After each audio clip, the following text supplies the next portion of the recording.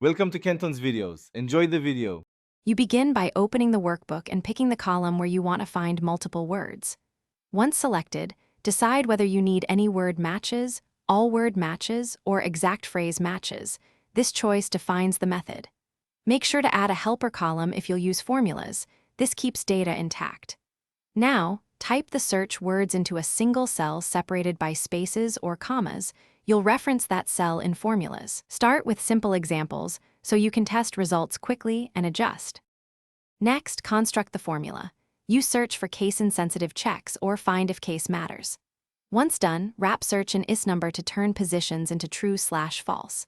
Then combine multiple searches using or to match any word or and to require all words. For example, isNumber search word 1A2 or isNumber search word 2A2. Make sure to lock references with $ when needed and drag the helper formula down to evaluate every row. This produces a simple flag you can act on. To finish, filter or use filter to show only flagged rows or copy results to a new sheet for cleanup. Once done, validate a few samples to confirm expected matches. If you see missed results, check spacing, punctuation, and whether you need whole word boundaries. Search find substrings, so art matches cart. If patterns are complex, consider text split or regular expressions in Office 365, and make sure to recalc or remove extra characters. If trouble persists, recheck your reference locking and delimiters.